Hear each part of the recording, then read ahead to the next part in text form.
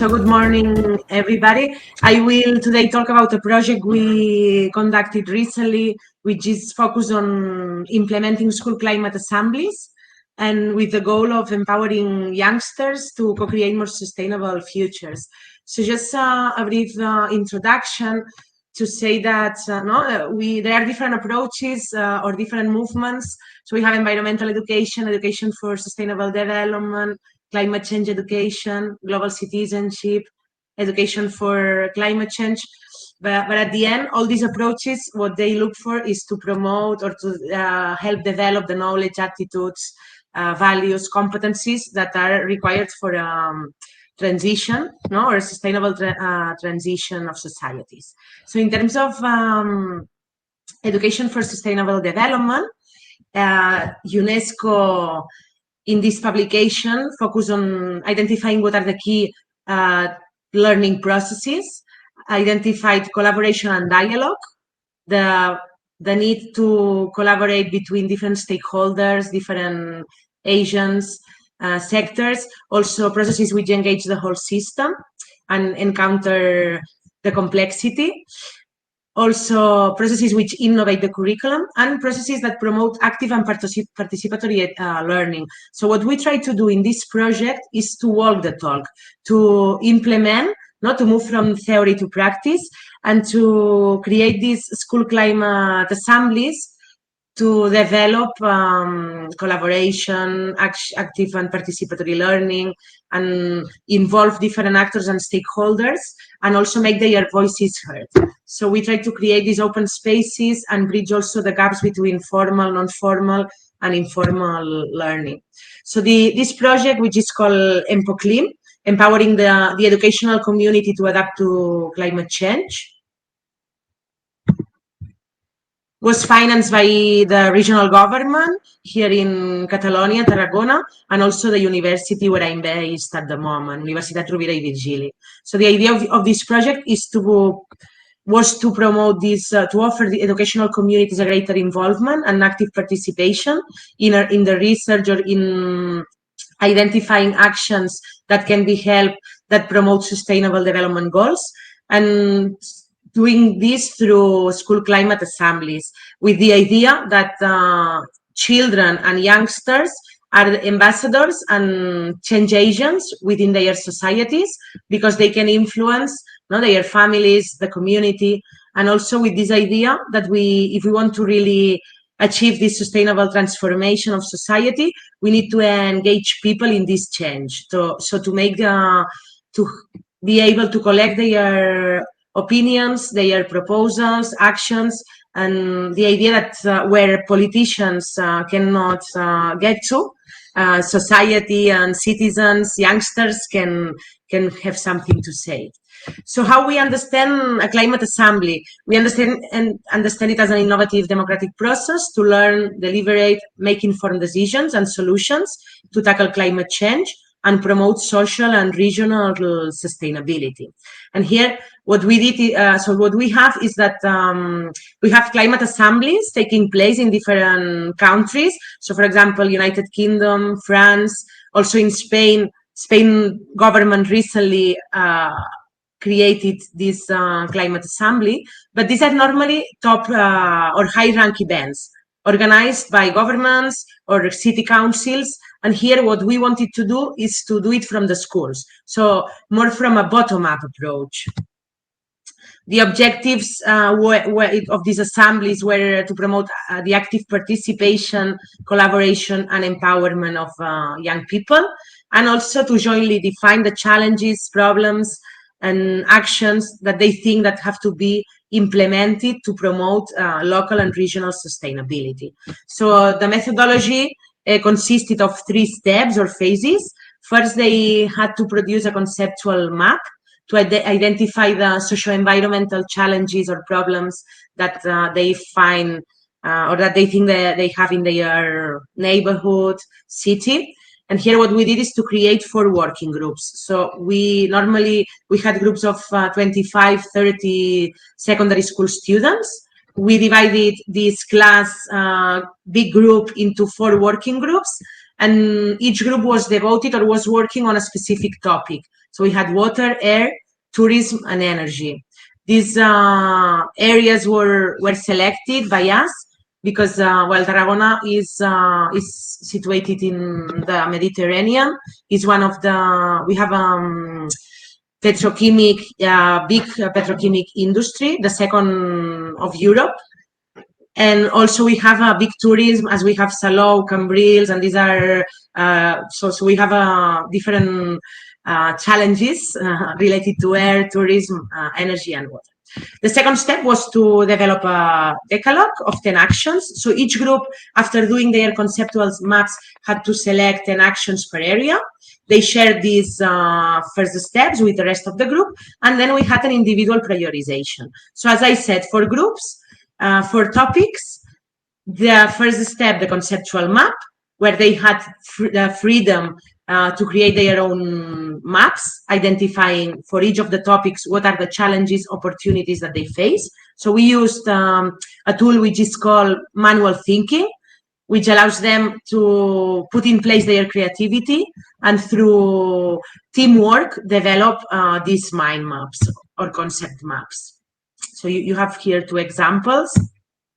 So the second step, as I said, was to identify 10 priority actions to be developed within their, it could also be within their school, the neighborhood, the city, the region. So here you can see how they develop these maps and they share it within the group. And finally, the prioritization, which was an individual exercise where each individual, each person had 12 stickers, so had 3 votes per poster. So they could vote what were the 3 actions that were most important to them for each of the topics addressed. So with all this information, we had the participation of 586 students.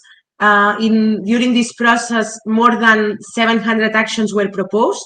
And what we did with all this information is to prepare an individual report for the school so that they can use this information to continue to start school projects related to SDGs. Also, it's interesting because what we found that through this exercise, we can also identify misconceptions related to sustainability and science. So it's something that we can use to then, for example, do some classes to clarify some of these misconceptions. And we did a joint analysis, a triangulation. We took the 5 most voted actions per each topic and per each group class. And we came up with a final report, with a global report, with policy recommendations and actions, grouped by themes that were sent to policymakers. And also we visited some municipal agencies. So this process, we did also a questionnaire. We found that there was a positive student and teacher satisfaction with the School Climate Assemblies. And here, just to summarize, the main topics that were emerged during the assemblies and the actions that proposed the students. So they were they refer to energy efficiency and renewable energies, also to the environmental management of industries. They need to also provide more strict regulations on sustainability, actions related to sustainable mobility, public transport, electric cars, bike lanes, reduce, recycle, and also promote sustainable consumption. Action related to the efficient use and management of water. The need to promote, preserve, improve, and expand natural spaces. And finally, action related to sustainable tourism and to environmental education, awareness, and helping, providing resources to citizens' initiatives that are working on these topics. So thank you for your attention. Here you have my email in case you'd like to contact me. Gisela, thank you so much for such an interesting presentation on what you are doing. When I was watching your presentation, it reminded me of something that I participated in with the Open University that was called Evidence Cafes. And so they use this poster system, and it's quite interesting. I have some questions for the floor regarding, your experiences. How can this help us better in Africa if we want to implement a similar project, for example? How can it be replicated? I think it would be important for us to see, the challenges you faced and some key advice that you can give, having gone through this process. Yes, so I think it's what we did. I didn't have time to go in depth into the project, but there was a first phase where we developed the methodological process for so in case, no, because we did this project, we are researchers and professors from university working on these topics. But what we did is to develop a methodological process so that any teacher or any, for example, management team of the school can implement it. And also, this could be replicated in other contexts. For example, I did it with my student, with my education students at university, the future teachers. So the method itself, I think, has the potential to be implemented, for example, in Africa. And what I'd say is that, for example, the topics, the challenges change because we have different challenges in different regions. So I would be happy if anyone is interested in sharing the methodological process. And then, so it can be used, but it has to be contextualized to the specific challenges or topics that we want to address in the assembly, the climate assembly. That's great. And last question also coming from me. Is this something that you see that other institutions can contact you on and say, do you think you can work with us to develop something like this for my institution?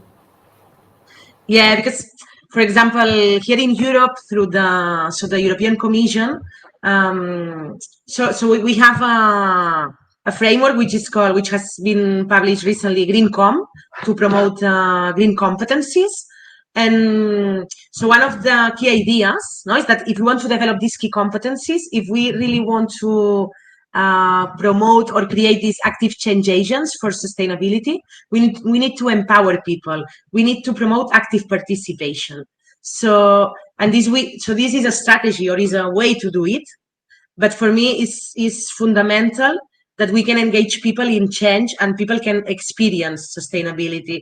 So now one of the challenges that we have is how we will do this project in primary education schools, in 25 schools here in Tarragona as well, in the next 2 years.